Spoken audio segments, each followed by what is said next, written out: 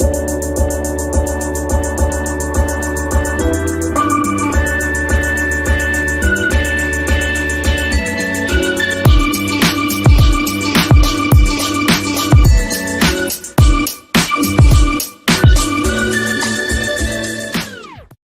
va retourner à la formation. Du coup, hop, le Puma Cloner, on va faire un petit point déjà. Qu'est-ce que c'est le Puma Cloner? Pourquoi le Puma Cloner est né? Tout simplement, c'était dans notre phase de production, on avait un goulot d'étranglement. Donc, les techniciens ont décidé de créer un outil, pour justement éliminer ce goulot d'étranglement. Donc c'est vraiment un produit fait par nos techniciens et pour nos techniciens. Autre constat, on a vu qu'aussi la récupération, en laboratoire, c'est quelque chose de coûteux. Sur ce genre de problématique, les clients avaient des fois du mal à comprendre parce qu'on est, avec le Puma Cloner sur des problématiques de disques qui peuvent être partiellement détectées. Donc on a encore une petite lueur d'espoir et malheureusement, la sentence tombe, on n'a pas de récupération possible avec les outils classiques et il faut tout de suite partir sur la case laboratoire. Donc on s'est dit que ça pouvait être aussi une opportunité pour nos partenaires de pouvoir, tout simplement répondre à ce genre de problématiques avec des coûts moins élevés que le passage en laboratoire, des délais plus rapides et puis surtout une prestation de service qui se trouve au bout de la rue, plutôt que d'envoyer son colis par la poste. Donc de ce constat, on s'est dit: «On va le réserver par contre uniquement à nos partenaires», donc il faut être partenaire de la société Recoveo. Le partenariat en plus, c'est quelque chose qui est hyper allégé chez nous, il y a que des avantages, et donc du coup, en plus, vous avez accès à des outils, professionnels. Le but de l'outil, donc ça va être justement, on en a parlé, hein, ça va être la détection de supports en début de défaillance physique, donc les fameux supports qu'on va connecter à la machine, où on va avoir une demande de formatage, où on va avoir une détection partielle, ou tout simplement aussi en cours de processus de récupération de données, le disque qui décroche et une opération de récupération qui s'arrête en cours de route, donc avec un résultat très partiel. On va pouvoir aussi faire du diagnostic de support. Ça, c'est aussi une étape très, très importante, excusez-moi. On va faire du clonage préventif, on va faire bien entendu de la récupération de données, avec l'avantage en plus d'avoir un journal d'erreur sur donc ce qu'on appelle un log, sur les fichiers extraits, on va pouvoir connaître leur état et on va pouvoir faire du blanchiment de support. On va revoir un petit peu toutes ces notions justement, durant cette heure, ensemble. Les fondamentaux du Puma Cloner, sa force, ça va être justement l'optimisation de détection du support. On va justement pouvoir dialoguer avec le disque. C'est un disque qui va être complètement encapsulé par le Puma, c'est-à-dire que Windows n'aura aucun accès, aucune visibilité. Donc on va se retrouver avec notre outil seul au monde à discuter avec le disque et c'est grâce à cette force qu'on va pouvoir justement avoir un gain de stabilité, une meilleure détection et des récupérations qui vont être bien meilleures. On va pouvoir du coup aussi, faire des analyses avec des rapports. Ça aussi, c'est une notion qu'on va revoir par la suite. On a des actions correctives permettant justement de lire les informations, d'aller beaucoup plus loin que les simples logiciels, qui vont s'appuyer sur la détection de Windows. Là, on a une vraie force par rapport à ça et puis aussi, autre chose intéressante, c'est qu'on va aussi protéger votre machine des surtensions. Quand on a des disques en court-circuit, si vous, le connectez au Puma, la machine sera protégée, le Puma va se mettre en sécurité. Dans ce cas-là, pour le réactiver, il suffit juste de débrancher les 2 câbles à l'arrière, l'USB et l'alimentation, d'attendre une trentaine de secondes pour que, justement tout redevienne à la normale. On parlait de la connexion, on va refaire un petit point très, très rapide. Ce qu'il faut déjà pour faire une bonne installation, c'est un BIOS en mode legacy. Ça, c'est un des prérequis. Pas de carte avec le même contrôleur, c'est-à-dire que le même contrôleur qu'on a sur notre carte PCI, c'est quand même assez rare. Vous avez un câble Y, ça je le redis aussi si vous n'avez pas pris le temps de regarder la petite notice. Vous avez, un câble Y, donc il y a une partie qui se connecte, derrière le Puma et ensuite vous vous retrouvez avec un câble Molex, un câble SATA. Il faut faire le choix entre les 2 et ne pas connecter les 2 bien sûr. Et puis sur le port SATA, aussi petite astuce, vous avez 2 ports SATA, il faut connecter le port SATA au plus proche de la carte mère. Si vous ne l'avez pas fait, ce n'est pas très grave, vous aurez quand même la possibilité de travailler avec le Puma Cloner, c'est juste que la détection sera un petit peu plus longue. Donc bien penser à prendre le port numéro 1 comme on voit sur le câble rouge ici, pour avoir une détection bien plus rapide.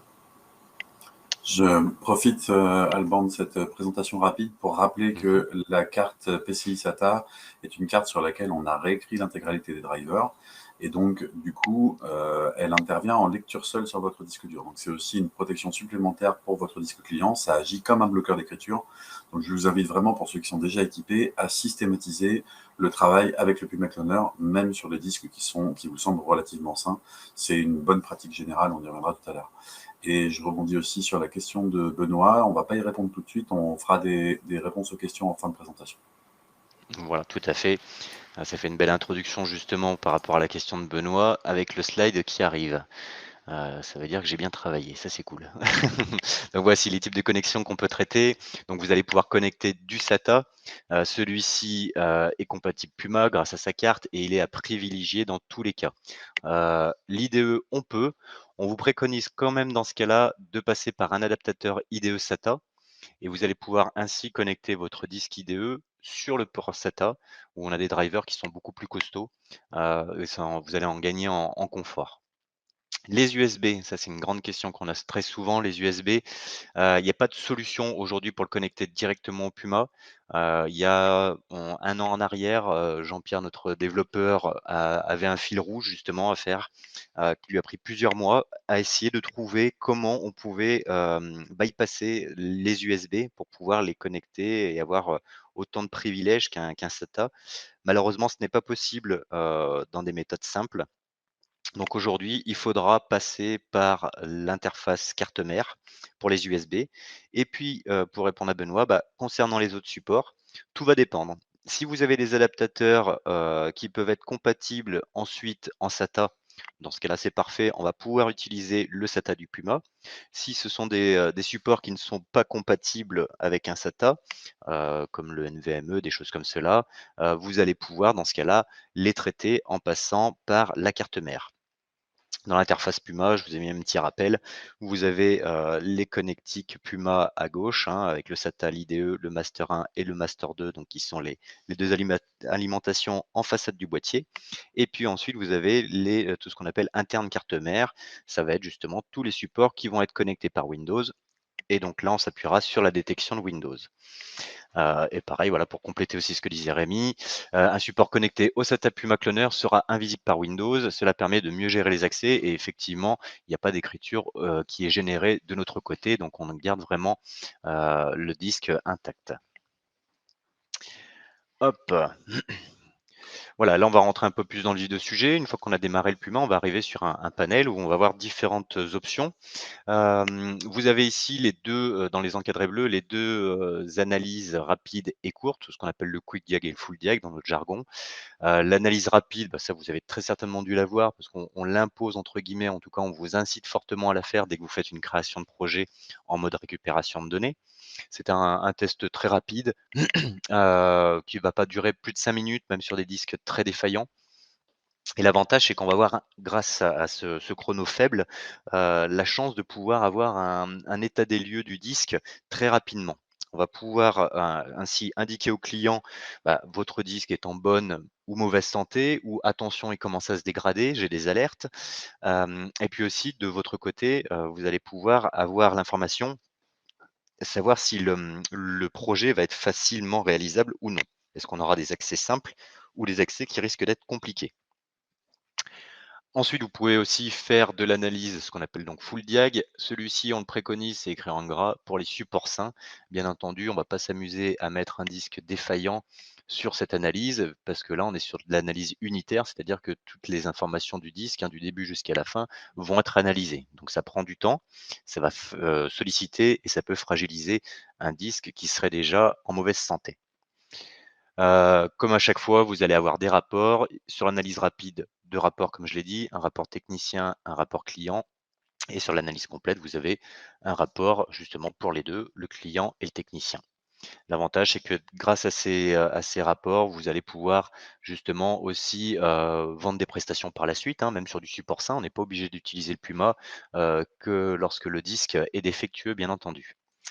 On va rester toujours dans l'univers du diagnostic avec le Puma Cloner et puis SDC qu'on a évoqué tout à l'heure. Alors pareil, on va faire un petit arrêt sur le SDC très rapidement. Pourquoi il est né? Comment? Et ben, en fait, tout simplement, c'est le Puma Cloner, la partie diagnostic qui a été extrait, du code et on en a fait un logiciel. Et puis on s'est rendu compte que, en fait, sur les SSD, il y avait pas mal de petites choses, différentes qu'on n'a pas sur le monde du disque dur à plateau classique. Donc, nos techniciens ont longuement travaillé, beaucoup travaillé et la bonne nouvelle, on est en train justement de réintégrer toutes ces améliorations qui sont nées dans SDC, dans le Puma Cloner. Donc là, on est en phase de bêta de notre côté. Aujourd'hui, on aura d'ailleurs, la chance de travailler sur une bêta qui vient juste de sortir, et qu'on m'a donnée hier en test. Donc voilà. Le SDC, c'est vraiment la partie diagnostic, du Puma Cloner qui a été extrait. Des différences, on va le voir, hein. L'avantage du Puma Cloner, comme je le disais, c'est que ça encapsule le support, hein, s'il est connecté au SATA du Puma Cloner. On aura aussi la possibilité de faire de la récupération de données par la suite. On a des rapports clients et techniciens. La mise en garde, c'est qu'attention, on est obligé de passer par du démontage du support pour pouvoir avoir ce type de rapport. Et c'est là que SDC va rentrer en action. C'est que lui, aujourd'hui, on n'a pas de démontage de support. On a 3 versions, installable, portable et bootable et ça va vous permettre donc soit de travailler directement sur la machine client, soit sur votre machine atelier, soit sinon de démarrer en Windows PE votre version bootable pour pouvoir tester, votre support. Ensuite, on va avoir, voilà, ce que je disais, la version bootable. L'avantage, c'est qu'on a rajouté un bloqueur en écriture, ce qui fait qu'on va se rapprocher de la qualité de diagnostic du Puma Cloner. Ensuite, sur cette partie-là, on vous a créé des espaces cloud qui sont personnalisés et qui sont multi-utilisateurs. Donc chacun a sa partie, chacun a sa petite zone de confort et puis on va pouvoir personnaliser tout ça. Attention par contre, on passe par du Windows sur la version installable et portable, donc on peut avoir des ressources qui vont rentrer en action, et qui peuvent tout simplement grignoter des ressources et ne pas permettre d'avoir un résultat aussi poussé que celui du Puma. Hem, voilà, après pour la version bootable, c'est quelque chose qui est sorti il y a à peine un mois, ça fera un mois le 24, donc dans quelques jours. Donc effectivement, la version bootable, toutes les machines ne sont pas encore prises en compte sur des machines extrêmement récentes. On n'a pas encore eu assez de retours. Bien entendu, c'est toujours, quelque chose qui sera maintenu à jour, donc il y aura que les améliorations qui vont arriver. Et sur du SDC, c'est vraiment du test à l'instant T. On ne va pas migrer sur de la récupération de données par la suite. Voilà, Christian, merci d'ailleurs, hein, pour ceux qui, je le cite, hein, pour ceux qui font beaucoup de SAV, le SDC, c'est vraiment super. Donc voilà, une personne qui est convaincue, c'est super, une de plus. C'est vrai qu'on a de très, très bons retours aussi sur cet outil, donc c'est agréable. Eric, merci et il confirme aussi. Ensuite, un petit point très rapide sur les autres fonctionnalités du Puma. On va pas rentrer dans le détail aujourd'hui, c'est pas le but, hein, c'est vraiment de pouvoir démarrer sereinement. C'est après, vous allez voir, c'est assez simple une fois que vous avez compris comment fonctionne le Puma Cloner sur l'univers récupération de données. Toutes ces petites icônes de raccourcis vous seront encore plus facilitées. On a du clonage préventif, donc pareil, là, je le redis, c'est uniquement sur du support simple. Pourquoi? C'est que là, on n'aura pas de visualisation d'arborescence, tout va être masqué. C'est vraiment du clic, clic, clic et je lance ma récupération et c'est fini. Donc effectivement, c'est sur du support simple pour faire du préventif. On a la possibilité de reprendre un projet sans le support, c'est-à-dire que si le disque client, malheureusement, qui était déjà bien fatigué, arrive en fin de vie, on aura quand même la possibilité de reprendre ce projet pour faire l'extraction des fichiers. Ensuite, un terme là qu'on va aborder un peu plus en détail par la suite, c'est déposer une image sur un clone. Ça, on y reviendra tout à l'heure, mais grosso modo, le Puma va générer une image des informations enregistrées. Ça, c'est dans les informations du projet et si on souhaite, on va pouvoir déposer cette image sur un disque dur pour pouvoir, tout simplement relancer le disque peut-être, hein, suite à une récupération qui s'est bien passée directement dans la machine client. Et puis on va avoir une partie blanchiment de support, qui est aussi très, très importante, notamment pour la préparation d'un projet en mode clonage sur disque physique. Mais aussi, vous pouvez l'utiliser, à bon escient, bien entendu, sur tout ce qui est, support que vous souhaitez, revendre d'occasion, don à une association. On a des personnes qui font des choses comme cela. Donc avant de pouvoir, donner le support, on va justement faire un blanchiment où là, on va éradiquer toutes les données du début jusqu'à la fin sur le disque. Voilà, bah, il y a encore des engouements sur SDC, hein, ça en parle, c'est propre et c'est pro et Christian qui dit: «Et c'est rentable». Hop, vous allez voir aussi qu'avec le Puma, ça peut aussi, aussi l'être sur, d'autres choses comme la récupération de données. Heu, c'est aussi très rentable. Les fondamentaux du Puma Cloner et son intelligence. Alors le Puma Cloner, il va être là donc, on l'a dit, hein, le disque est encapsulé, c'est le Puma qui va, s'occuper du disque et en plus il va bien s'en occuper, il va faire ça intelligemment. Donc il va pouvoir aller récupérer déjà des données là où les autres logiciels ne peuvent pas, grâce à une gestion de saut et de relecture. On a des lectures en sens avant, en marche arrière. On va avoir aussi la possibilité de reprendre des projets, c'est-à-dire que si on doit, stopper, on va pouvoir reprendre le projet exactement là où on en était. Une information lue est une information sauvegardée. Donc voilà, ça c'est le terme qu'on va aborder par la suite, la destination. On a une zone de stockage et donc le Puma, dès qu'il va récupérer une information et qu'il va la lire, il va la stocker dans cette destination, pour sécuriser tout simplement, cette information. Mais autre point aussi, une information déjà lue ne sera pas relue. C'est-à-dire que si par la suite, on doit faire de nouveau appel à un secteur, le Puma, ce qu'il va faire, c'est qu'il va vérifier dans un premier temps si ce secteur a déjà été traité. Si oui, il va aller directement le récupérer dans sa destination, ce qui fait qu'il ne va pas aller ressolliciter le disque une fois de plus pour une information qu'il a déjà lue. Donc on va vraiment optimiser les accès au disque défaillant pour vraiment le sécuriser un maximum et avoir du temps à partie pour cette récupération. La destination Quesaco, alors ça voilà, c'est le petit terme, c'est beaucoup de personnes justement, se disent: «Mais qu'est-ce que je dois choisir? Quel est le plus confort?» Alors il y a un petit indice, hein, on a un petit peu triché, on vous a mis un bouton plus gros que les autres. Donc voilà, nous on vous préconise aujourd'hui de partir sur du fichier image. Vous avez aussi la possibilité d'enregistrer les données sur un disque clone. Donc là, il y a des règles à respecter, il faudra qu'ils soient de même taille, mais ça on va le voir par la suite. On a, une image découpée. Celle-ci, on va pas l'aborder parce que tout simplement elle est réservée au laboratoire, hein. Le Puma Cloner, comme je vous l'ai dit, c'est un outil pour les techniciens à la base, qui est utilisé dans notre laboratoire et donc bah, forcément, il y a des petits tips qui sont restés, rien que pour eux. Et puis ensuite, on a la possibilité aussi d'enregistrer toutes ces informations sur un disque virtuel en format VHDX. On va rentrer en détail là-dessus. La première, comme je vous disais, notre coup de cœur, on a mis un gros bouton pour pas que vous passiez à côté. Pourquoi aujourd'hui on vous préconise cela? C'est que la gestion des projets va être beaucoup plus facilitée. On va pouvoir démarrer instantanément le projet. C'est ce qu'on appelle voilà du click and recup. C'est un petit peu la tendance, hein, aujourd'hui. Là, ça va être le même principe. On va pouvoir démarrer un projet très rapidement. Le projet va grossir en fonction des lectures. Ça aussi, c'est hyper intéressant. C'est-à-dire qu'on va réserver une taille.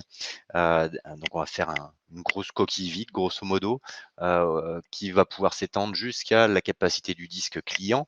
Et puis en fait, au fur et à mesure, des lectures qu'on va mettre en place, bah, justement, ce fichier va grossir réellement. Donc du coup, ça c'est hyper intéressant, parce qu'on va pouvoir justement mutualiser des projets sur un seul espace de stockage. Donc ça, c'est aussi, c'est pour ça qu'on peut démarrer le projet très rapidement et en plus, le fichier image est totalement compatible avec Exascan, voire même d'autres outils de récupération de données, vu qu'on est vraiment sur quelque chose de standardisé. On n'a pas voulu faire comme Acronis avec un format vraiment dédié. Nous, c'est vraiment, quelque chose, limite d'open source, hein, grosso modo. Ça peut être utilisé, avec plein d'autres applications.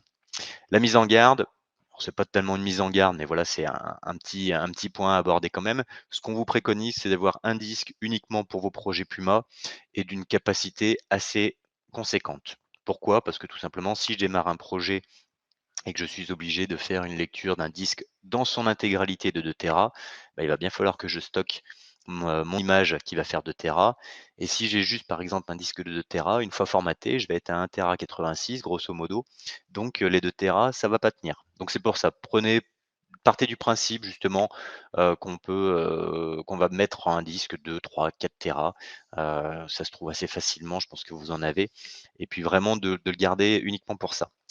Hem, voilà, Benoît me pose une question, effectivement, sur les NAS. Alors sur les NAS, c'est possible, c'est pas forcément le plus judicieux de démarrer. directement son projet, heu, sur un NAS. Pourquoi? Parce que la gestion de l'image va être différente, sur les NAS. C'est-à-dire que voilà, très lent, il y en a qui ont déjà eu ce souci. Alors pourquoi c'est très lent? Sur Windows, en fait, on va arriver à démarrer le projet en, comme je disais, une coquille vide. On va simuler grosso modo, on va dire que notre fichier peut aller jusqu'à une taille de 2 téras, mais en fait, on est sur une taille de 0 kg et ça se crée en un claquement de doigts. Lorsque vous allez faire la même chose sur un NAS, vous allez avoir un temps de latence parce qu'en fait, il va créer, lui, il va réserver et écrire un fichier image rempli de 0 de la taille de 2 téras. Donc, vous allez avoir un temps de latence où le Puma ne va pas bouger, et en fait, tout simplement parce qu'on quand on va regarder sur le NAS et ben, on va voir la construction de ce fichier qui va se mettre, en action et qui, nous redonnera la main qu'une fois que, ce fichier sera totalement créé. Donc, on peut faire en local et après, bah, quand on part le soir, hop, à temps perdu, la nuit, on peut effectivement, sans aucun problème, par contre, transférer nos projets sur un NAS. Le support défectueux vers un disque clone, donc ça on l'a évoqué, donc là, voilà pourquoi on l'a mis en plus petit, parce qu'il y a un petit peu plus de mise en garde. Alors, l'avantage, c'est effectivement que c'est idéal parce qu'on va pouvoir faire un clonage préventif, hein, donc ça c'est super. C'est tout à fait aussi utilisable avec Exascan. On va pouvoir limite aussi, redonner ce disque à notre client si la récupération s'est bien passée, si on veut le réinjecter dans une machine pour que ça boote. Mais voilà, c'est pas l'idéal. C'est pour ça d'ailleurs que dans la diapositive d'avant, vous avez ici la possibilité de déposer une image sur un support physique. On vous préconise de le faire en 2 étapes. Ce sera plus simple, comme ça au moins vous gardez bien votre projet chez vous et les données peuvent repartir chez le client. Les mises en garde, ça veut dire que là, il va vous falloir un stock de clones de différentes capacités. Donc là, on va justement mobiliser du matériel uniquement pour le Puma Cloner, plusieurs disques, plusieurs capacités, parce qu'à chaque client, il faudra changer de disque. On va pas pouvoir mutualiser. Le blanchiment des clonages est obligatoire. Donc en plus avec la RGPD, mais même déjà avant ça l'était, mais aujourd'hui j'ai on va dire cet allié où dès que je me dis ce mot, les gens m'écoutent un petit peu plus. Tiens, je plaisante, mais c'est que j'ai déjà eu des cas comme ça où des personnes ne faisaient pas de blanchiment et lorsqu'on faisait des scans approfondis sur des récupérations complexes, on entrelaçait les données du client présent et toutes les données des clients précédents. Donc, c'est assez compliqué de redonner des photos à un client, si les photos ne sont pas, à lui. Et puis, capacité du clone supérieure ou égale au support défectueux. On ne fait pas de la migration de partitions, de file system. Il y a des outils qui le font très bien. Nous, on est vraiment sur du clonage, c'est du 1 pour 1, c'est-à-dire que si je traite un disque de 1 téra, il me faut en face un disque de 1 téra. Bien faire attention avec les SSD. Les SSD, même s'ils sont estampillés 500 gigas, ils n'ont pas tous le même nombre de secteurs. Donc ça, il faudra bien faire attention. Le Puma vous indique le nombre de LBA, c'est là-dessus qu'il va falloir se baser pour pouvoir, faire la récupération et dans tous les cas, on est en train de rajouter des points d'alerte pour prévenir, l'usager du Puma comme quoi son disque manque de secteurs. Donc voilà, autre petite astuce, si vous souhaitez utiliser votre clone, directement sur votre machine Windows, il faudra passer par une étape de, finalisation du disque. Parce que pendant toute la période où le Puma va transférer ses données dans ce disque physique, on va justement le masquer de Windows pour que Windows ne vienne pas interférer. Donc une fois que vous avez fini votre projet, vous avez la petite option qui va bien, qui s'appelle finaliser le support et qui va vous permettre justement de remonter votre disque, aux yeux de Windows. Celle-ci, on a dit qu'on n'allait pas l'aborder parce que c'est vraiment réservé au laboratoire. Et puis ensuite, la dernière partie, le disque alors l'image disque virtuel VHDX. Voilà, on a bien mis image et disque. Pourquoi? Parce qu'en fait, ça va vraiment être la combinaison des 2 premières choses que l'on a vues, hein, le fichier image et le disque clone. Dans les avantages, c'est que ça va nous permettre justement de monter le support, en machine virtuelle. Ce qu'on préconise aussi, c'est de penser à bien bloquer en écriture le VHDX pour la simple et bonne raison, si on est sur un file system qui était un petit peu bancal, bah forcément, on a très certainement récupéré certaines erreurs et donc on risque lors du redémarrage du VHDX de lancer un check disk et du coup d'apporter des modifications sur notre récupération. La gestion des projets va être aussi facilitée avec du click and recup, hein. Le projet va aussi grossir, donc là, on va vraiment rester sur du comportement image. On va pouvoir mutualiser aussi des projets, c'est utilisable avec Exascan. Après, la seule différence, c'est que quand on va choisir sa destination, bah, il faudra aller lui indiquer justement comme quoi c'est un disque physique, mais ça se fait automatiquement. Attention, mise en garde, par contre, on n'a pas la possibilité de faire de la migration du VHDX sur un disque clone via le Puma Cloner. Il y a peut-être d'autres outils qui le font. En tout cas, si vous désirez à chaque fois le faire ça, partez sur du mode image et puis vous avez la petite option qui va bien qu'on a vue juste un petit peu plus haut. Hop, dans le Puma Cloner, ça donne quoi? Bah là, on va passer un petit peu à la pratique. On va regarder un petit peu ce que ça donne. Peut-être qu'il y aura des personnes comme ça qui auront des questions. Hem, Hop, on a vu les différentes icônes. Nous, on va vraiment s'intéresser sur la partie récup de données. C'est là-dessus que ça va nous intéresser. On retrouve notre petite interface qu'on avait vue tout à l'heure. Hop, donc là, on choisit le master 2 et le SATA Puma. Première étape, hop, on va se mettre en grand. Tac. Première étape, on arrive sur l'étape de détection. Donc là, on voit qu'on est sur un disque en statut smart bad. Donc tout simplement, c'est un disque qui est très très mal détecté sur Windows et une récupération qui est laborieuse. Ensuite, on va passer sur l'étape diagnostic. Donc on l'a vu tout à l'heure. On va donner le nom de notre client, le technicien référent. Moi, j'ai mon disque ici qui est réservé au Puma Cloner. On va pouvoir lancer le diagnostic. Donc ça, c'est vraiment des choses si un jour vous me contactez au niveau du support, par email, n'hésitez pas à m'envoyer le rapport, en même temps, pour que je puisse aussi un petit peu comprendre le pourquoi du comment. Tout simplement, souvent les disques avec, comme on le voit ici, hein, des ralentissements sur la zone 1, on risque des fois d'avoir des soucis pour afficher l'arborescence, parce que toutes ces informations sont contenues au début de la partition et donc ça engendre des soucis d'affichage. Donc typiquement, c'est pour ça que Windows, lui, n'arrive pas à accéder, parce qu'il tombe sur des zones qui sont récalcitrantes. Il n'a pas d'action corrective et du coup, le disque, bah, reste, en statu quo et la récupération, on en reste là et souvent ça partait au laboratoire. Donc là, l'avantage, hein, c'est qu'on va pouvoir, grâce à ce QuickDiag, vous voyez, qui est très, très rapide, avoir un rapport. Donc là, vous allez même voir les nouveaux rapports qui vont être intégrés au Puma Cloner. Comme je vous l'ai dit, hein, on est en train d'unifier les rapports de SDC Pro, Smart Disk Shaker et du Puma Cloner. Donc vous aurez une nouvelle interface par la suite de ces rapports. Hop, je vous les montre très rapidement en avant-première pour ceux qui ne connaissent pas SDC.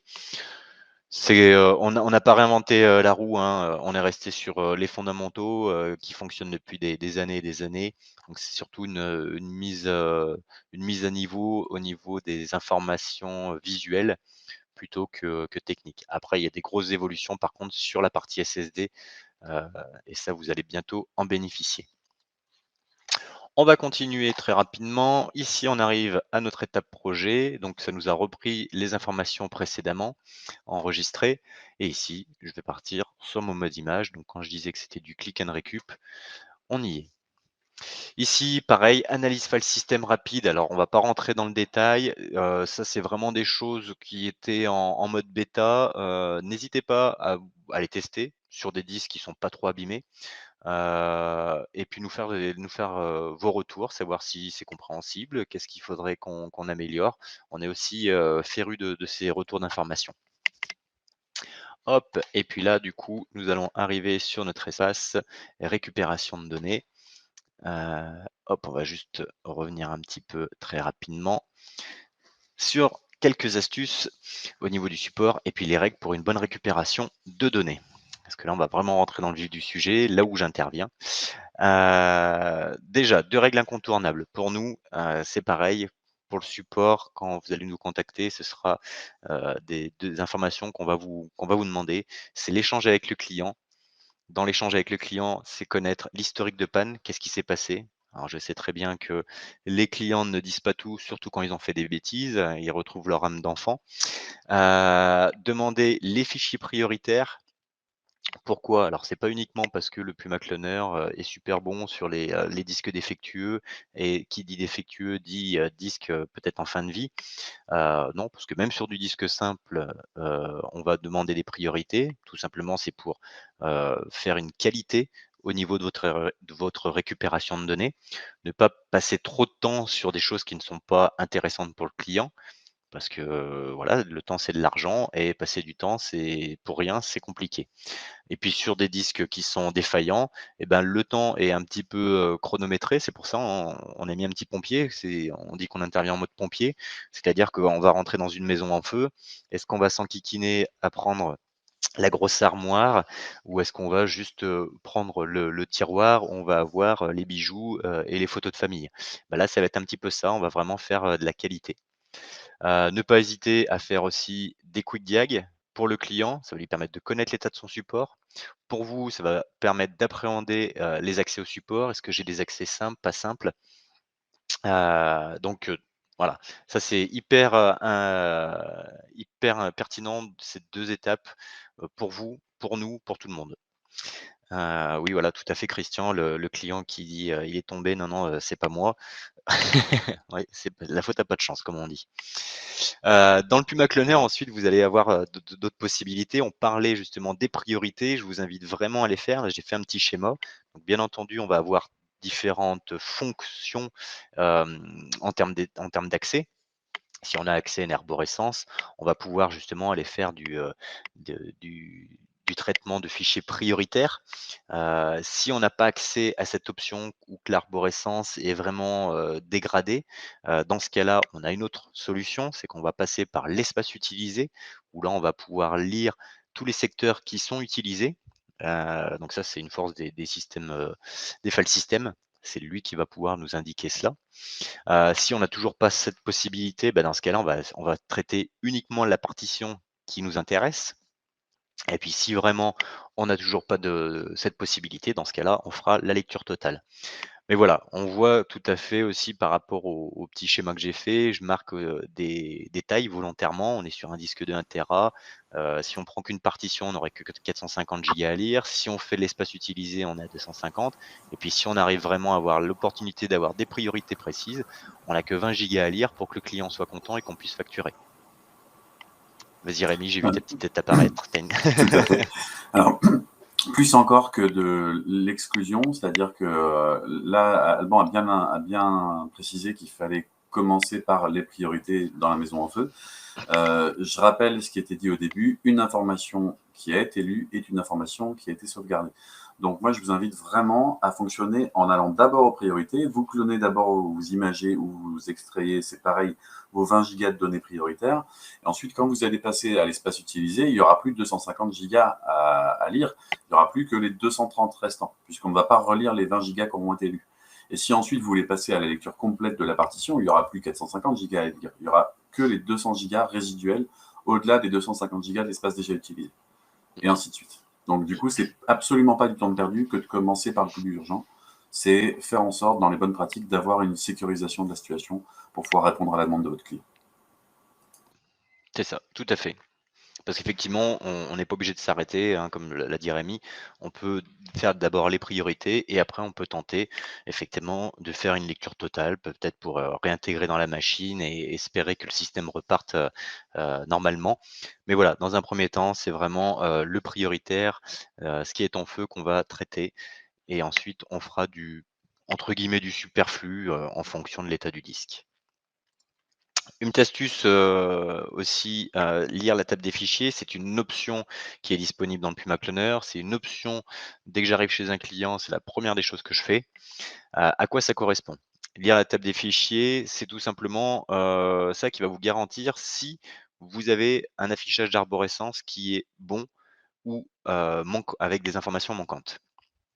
Tout simplement, voilà, il y a un petit schéma, imaginons entreprise de vie 2017, ça c'est des répertoires. Si j'ai quelques petites erreurs dans cette table de fichiers, eh ben, peut-être que mon répertoire 2017 ne va pas être référencé et donc du coup, je vais perdre l'affichage de mon répertoire, mais aussi de mes fichiers qui sont contenus. Donc petit rappel, si elle n'a pas d'erreur, je peux aller parcourir sereinement l'arborescence et sélectionner mes fichiers prioritaires. On va faire de l'extraction directe qu'on va voir par la suite. Si elle comporte quelques erreurs, à ce moment-là, on a un module qui va nous permettre justement de lancer une analyse et le Puma va pouvoir justement, corriger entre guillemets, ces trous manquants. Ce gruyère, on va pouvoir le reboucher. Et puis par contre, si elle est fortement endommagée, dans ce cas-là, on va faire la lecture de l'espace utilisé et ensuite on ira faire un traitement avec Exascan. Hop, on va juste passer sur l'écran, voilà, pour vous montrer via le clic droit, ça s'appelle scanner tous les fichiers. Donc là, il y a une petite routine qui va se mettre en marche, qui peut être plus ou moins longue en fonction de la taille de la table des fichiers, en fonction du nombre d'informations manquantes et ça a pour but justement de corriger, certains trous qu'on pourrait avoir dans l'arborescence. Hop, l'extraction ciblée et bah, justement on va y venir. On va faire une petite démonstration de tout ce que je viens de dire. C'est-à-dire qu'on va aller cibler des fichiers à extraire, qu'on va faire de l'optimisation automatique et grâce au profil de lecture intégré dans le Puma Cloner et on va générer un compte rendu concernant la qualité d'extraction. Allez. T'es passé un tout petit peu vite, Alban, Oui. sur la démo là. Est-ce que tu peux montrer pas seulement scanner les fichiers, mais aussi les deux autres options dont tu avais parlé, lecture de la table des fichiers et lecture de l'espace utilisé, même sans forcément cliquer dessus. Mais je crois que c'est Ouais. important pour tout le monde qu'on voit que ce soit sur ce menu contextuel ou dans la liste des actions possibles, mais en tout cas dans les deux. Ouais, ça c'est les petits slides que j'ai rajoutés, ce matin, j'allais y venir aussi. Oui, tout à fait, du coup, vous avez ici, un bouton liste des actions possibles. Vous allez retrouver en fonction, de l'architecture, hein, grosso modo, le support entier, les partitions, les fichiers, différentes options qui vont vous permettre justement de lancer, lire par exemple ici la table des fichiers, lire l'espace utilisé, lire entièrement la partition. Ces options sont aussi tout à fait disponibles via des clics droits. Si je me mets sur le disque dur, j'ai la possibilité de lire en entier. Si je me mets ici, bah, je vais lui faire la lecture de la table des fichiers, comme je l'ai évoqué ce matin. Hop, on va le lancer. Et on va déjà vérifier si je n'ai pas de soucis. Donc là, on voit qu'il y a des petits secteurs qui ont été ignorés dans un premier temps. Voilà, ils ont été retraités. Donc le Puma Cloner, par défaut, vous allez l'entendre biper. Bien entendu, vous pouvez aussi modifier cela grâce à la petite roue crantée. Hop, ici, vous avez différentes options concernant le son du boîtier. Alors pourquoi il y a un son, c'est qu'on a des étapes qui peuvent être plus ou moins longues en fonction bah, de ce qu'on demande au Puma de faire, en fonction de la qualité du disque, il y a beaucoup d'erreurs ou non. Donc c'est un peu comme le micro-ondes, on lance un programme et puis le buzzer retentit pour vous dire que c'est prêt. Et puis vous avez la possibilité, si vous souhaitez valoriser vos rapports, d'appliquer différents tarifs. Tout est paramétrable avec notamment la possibilité d'incorporer votre logo dans les rapports. Donc hop, ça je vous invite fortement à le faire dès le départ. Donc là, on voit bah, que ma table des fichiers ici est propre de chez propre. Donc là, je vais pouvoir déployer sereinement mon arborescence pour aller récupérer mes priorités. Alors, je vous rassure, on ne va pas en extraire non plus 100 000, hein. On va faire des petites photos très rapidement. Hop, on va aller dans ça. Puis on va prendre des photos. Hop, voilà. Là, j'ai pris 4 photos. Donc là, j'ai plusieurs possibilités. Je fais un clic droit, je peux faire extraire la sélection.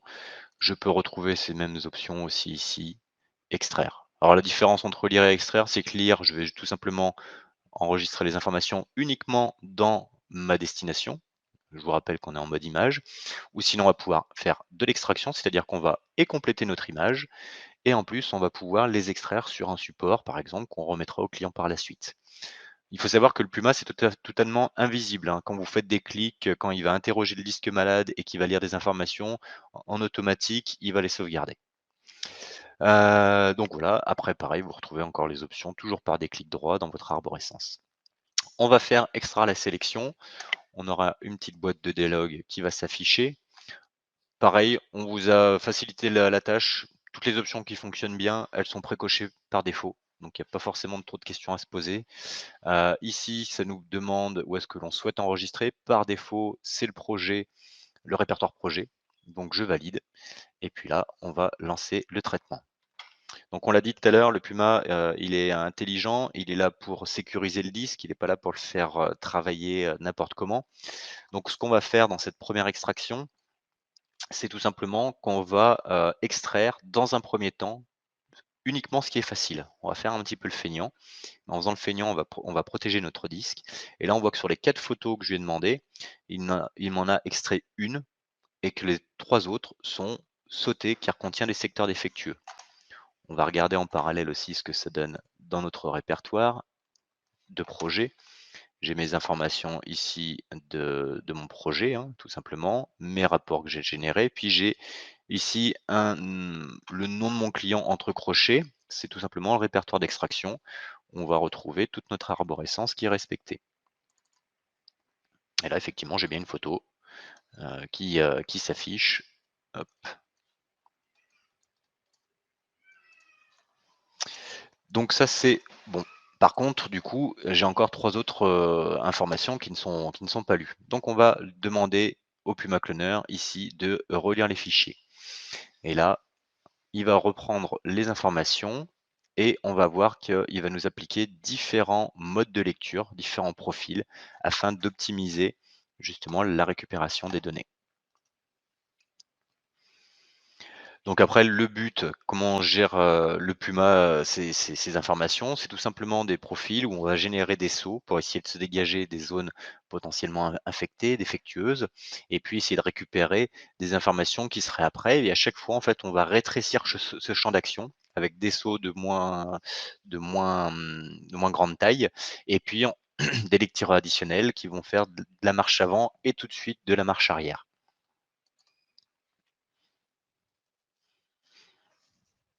Donc n'hésitez pas en attendant si vous avez quelques petites questions, à les poser. En dehors des 260 caractères gérés par Windows. Ouais, donc on a une question de Yannick qui demande donc si ah oui, si on a trop de caractères dans le nom, est-ce que c'est géré par Windows? On risque d'avoir aussi malheureusement des erreurs parce qu'au moment de l'enregistrement alors dans l'image, oui, j'ai envie de dire dans l'image, il y aura pas de souci. Si on le monte avec Xascan, on aura très certainement non plus pas de souci. Par contre, quel va être le comportement lorsqu'on va extraire auprès de Windows? Il risque de faire la grise mine.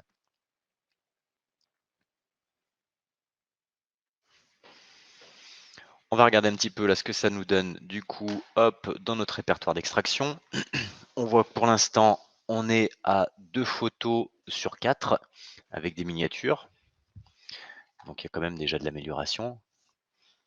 Après, ça peut prendre du temps. Ça, c'est, l'avantage aussi du Puma, c'est qu'il va pas non plus, trop vite pour pas passer à côté, des informations. Pour rappel, le dernier mode de lecture, qui s'appelle relecture, on autorise un délai d'attente par secteur maximum de 10 secondes. Donc effectivement, on a des récupérations des fois qui vont se faire en quelques minutes, d'autres en quelques heures et des fois, en quelques jours. Ça, c'est possible. Voilà, il a fini, il me sort mes statistiques, donc du coup, tout à l'heure, pour rappel, on était à 3 fichiers non extraits car contient des secteurs défectueux et la photo 209 qui était déjà présente. Ici, on a 2 photos bonnes et puis 2 autres où il nous indique justement qu'il y a des secteurs défectueux et il nous indique le nombre. On va sauvegarder ce listing. Ce listing est enregistrable au format CSV et ça, c'est le gros avantage que vous allez pouvoir, avoir justement grâce au Puma. C'est qu'on va pouvoir, hop, on est sur quoi? On est sur de la tabulation, je crois. Ouais, voilà, tac. On va pouvoir fournir au client, tenir informé le client de la qualité de sa récupération sans avoir à faire de tests complémentaires. Ça, c'est le gros plus du Puma. Un petit peu comme ceux qui ont, déjà pratiqué le laboratoire, on vous envoie le listing et ben là, ça va être un petit peu pareil. On va retrouver nos fichiers avec leurs informations d'emplacement, de date et cetera et puis le statut. Comme celui-ci ont été optimisés seconde passe et ceux-là, on a les défauts et on retrouve les statistiques en bas du tableau. Qu'est-ce que ça donne concrètement? Bah, là, c'est vrai que vous voyez, hein, sur les 4 photos, j'ai 3 belles miniatures, alors que le Puma me dit que j'ai des défauts sur 2 d'entre elles. Donc bon, par exemple, on va prendre celle-ci, la photo de belle maman. Si on regarde, on a une belle miniature, alors qu'en fait, si on l'ouvre, bah, belle maman, voilà, on va rien dire sur la belle-mère, mais elle a plus tout à fait la même tête. Donc ça, c'est le gros avantage du Puma, c'est que vous voyez quand vous avez des milliers de photos ou même d'autres types de fichiers, vous allez pouvoir, grâce à ce rapport et à ce CSV, garantir votre client que la récupération s'est bien passée, lui donner une vraie statistique. Voilà, tout à fait, Christian, elle a morflé. Alors, je vous rassure, c'est pas la mienne. Je me serais pas permis. Je veux pas avoir de soucis. La seconde photo, pareil, hein, ça nous indique, qu'elle est en défaut alors qu'on a une belle miniature, mais on voit qu'il y a un effet puzzle. Il y a une partie qui est décalée et puis on a une sorte de filtre blanc, qui ne s'affiche pas. Et puis si on regarde, bah, l'autre photo, elle était extraite dès le 1er coup, donc pas de souci. Donc ça, voilà, ça c'est le gros avantage. N'hésitez pas à passer par l'extraction ciblée. Hop, on l'a vu ici, on a fait de l'extraction ciblée, on a optimisé la récupération de nos fichiers grâce au mode de lecture et derrière, on a un compte rendu concernant la qualité d'extraction. Et tout ça en quelques minutes, c'est très rapide. Et pour les autres cas, ça c'est la question qu'on a souvent aussi, comment on traite les autres cas? Alors problématique, par exemple la double punition, on a des secteurs défectueux qui, vont tomber sur notre, table de fichiers par exemple et donc on va avoir, des dans l'arborescence des répertoires ou des fichiers qui sont masqués. Donc comme on l'a vu, 2 solutions. On va faire par ordre de possibilité, si on a la possibilité, faire de la lecture de l'espace utilisé. Si on n'a pas cette option, parce que le système de fichiers est trop abîmé, on va faire la lecture de la partition et on traitera avec Exascan par la suite. Autre problématique, si c'est un système de fichiers qui est non pris en compte dans le Puma ou qui est fortement altéré, dans ce cas-là, bah pareil, en fonction des possibilités, soit on va faire l'espace utilisé, soit la partition, voire peut-être le disque entier, et on fera un traitement complémentaire par la suite avec le Puma Cloner. En gros, aujourd'hui, avec les 2 outils Puma Cloner, Exascan, vous allez pouvoir traiter énormément de systèmes de fichiers et quasi toutes les problématiques de panne, sauf les pannes, vraiment physiques, mécaniques, bien entendu. Quand utiliser le Puma Cloner? Alors ça, c'est des choses des fois qu'on entend. C'est uniquement quand j'ai un support récalcitrant, défectueux, non. J'ai envie de dire c'est faux. On peut l'utiliser pour tout, c'est-à-dire pour la récupération de données, pour les migrations de données, pour du clonage préventif, pour du blanchiment de support, de l'analyse. On va pouvoir utiliser le Puma tout le temps. Pourquoi je dis ça? J'ai des clients, moi, qui m'appellent et qui effectivement ont déjà tenté plusieurs fois, plusieurs heures avec Exascan, des disques qui sont tout simplement en souffrance et ils n'ont pas les récupérations qu'ils veulent. Et ben, la première étape, c'est on repart de zéro, on passe par le Puma Cloner. Si tout se passe bien, ça prend pas de temps. S'il y a des problèmes qui étaient, invisibles sous Windows, bah, le Puma va les révéler et il va les optimiser et derrière on aura une belle récupération. Et puis ensuite pour finir ma partie, 2-3 petites astuces aussi ou des petites «erreurs» entre guillemets que je peux voir souvent. N'abusez pas des cases à cocher. Alors on voit, on a tout pris. Les priorités, on l'a dit, récupérer un profil user complet avec un app data où on va avoir, plein de petits fichiers qui vont jamais servir à personne. C'est du temps perdu, c'est des souffrances potentielles pour le disque, c'est du temps perdu, pour vous aussi. Faites vraiment du, précis. On va prendre le bureau, les documents, les téléchargements, les photos, les choses vraiment pertinentes et on fera de l'extraction ciblée. Pareil, si vous voulez vraiment faire de la lecture, ne vous enquiquinez pas à cocher tout. On va se remettre sur le Puma très rapidement. On a bien fait les choses. Au lieu de faire ça et de lui demander de me lire la sélection, on va à ce moment-là directement lui demander de lire l'espace utilisé.